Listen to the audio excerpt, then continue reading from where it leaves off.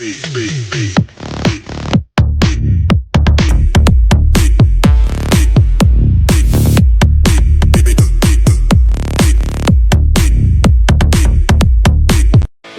运动中，如果你是只喝白水的话，那肯定是直接口渴，不接体可的。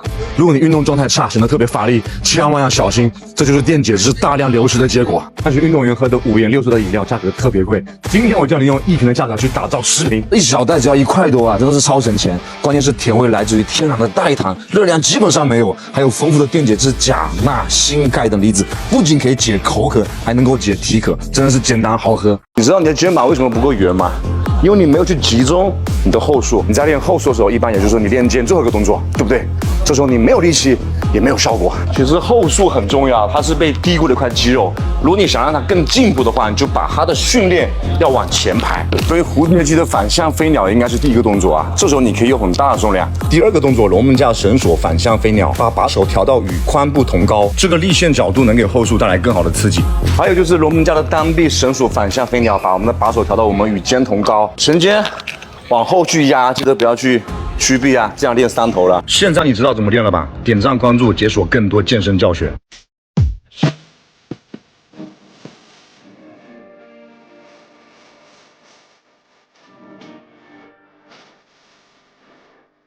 其实你们都不知道，我做自媒体已经失败了6次，你们相信吗？真的，其中有6次的团队来帮我运营我这个账号，但是失败了6次，这一次是第7次。我想我可以告诉你们分享我的故事。第一次的运营是做一个颜值账号，做穿搭账号，没有成功。那么第2次是做个人带货的频播，也没有成功。第3次是做冲哥力量塑形，可能你们都刷到过我的直播，在直播间教大家如何去健身，如何改变自己。因为带货产品的失误，我的直播间被封了1个月，所以就停播了。第4次是做短视频带货，因为一些违禁词的关系，我的账号也被封了1个月，前后封了2个月。当时对我的打击还是蛮大的。第5次，我想说，要不要我做一下娱播？所以说后面大家看到我在做娱乐主播，甚至跟打 PK， 甚至在直播间跳舞，这些我都尝试过，通通都尝试过。如果你没有尝试，根本就不知道你自己到底适合什么东西。一路走过来，我发现了，就算你再优秀，你再努力，你不适合，一样是拿不到结果。我很喜欢的一句话：信是所望之事的确据，是未见之事的实底。什么意思？看到你才会相信，或者说你看不到才相信。信念是很重要的，坚持也是很重要的。我也希望能够扎根在健身领域。在我的认知里面，我觉得赚钱永远是第2位的事情，第1位永远要做有价值的事情。那么当你在某个领域能够发光发亮，能够做有价值的事情，那么真的赚钱只是顺带的。希望我能够一直怀着一颗温柔、谦卑、感恩的心去做正确的事情。就可能有些人失败了2到3次，可能就已经放弃了。但是我失败了6次，我还是坚持在这个领域上面，希望得到大家的肯定、大家的支持。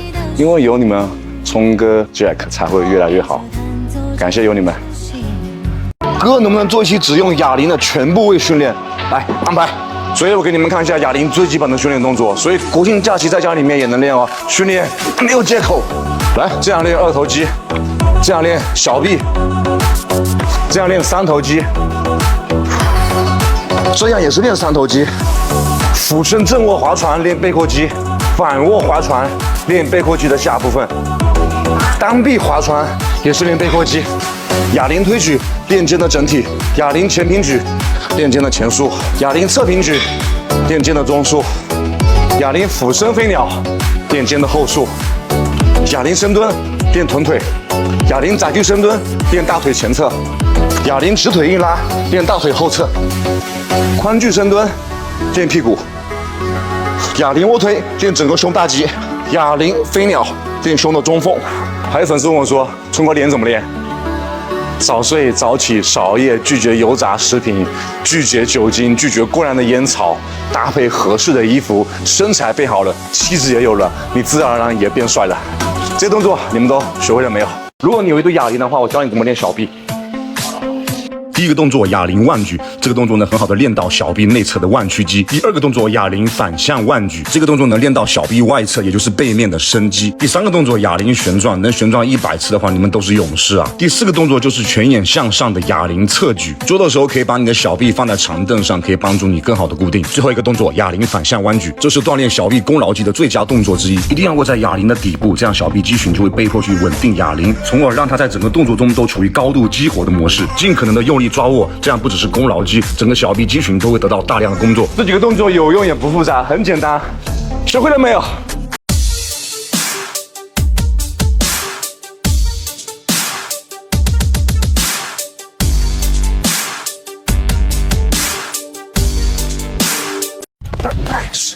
我最近发现了一个性价比超高的东西，如果你在运动之后感到乏力或者是疲劳，很有可能是你体内电解质流失过量。我们看到运动员在比赛中喝那些5颜6色的饮料，其实呢就是在补充电解质。今天我教大家一种好喝又方便的自制电解质的办法，这是诺克兰的电解质粉，这一袋呢能冲500毫升的水哦，这一盒里面就有6袋，酸酸的甜甜的，这样你就再也不用去喝5块钱一瓶的电解质水了。健身是为数不多你付出就有回报的事儿，你不需要机会，也不需要运气，他不会敷衍你，不会欺骗你，你举起哑铃他就算数，所以你一定要坚持。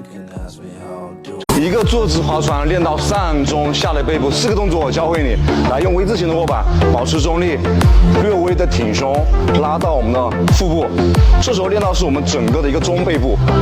如果要练到我们的下背部的话，那我们的身体要略微往后去做，拉到我们的下腹部。如果要练到我们的上背部的话，把手拉到胸口的位置。如果要练到我们的背的宽度的话，我们就要去做含胸、低头，拉到中间。4个动作，上中下的背部，还有我们的背的宽度，你们学会了没有？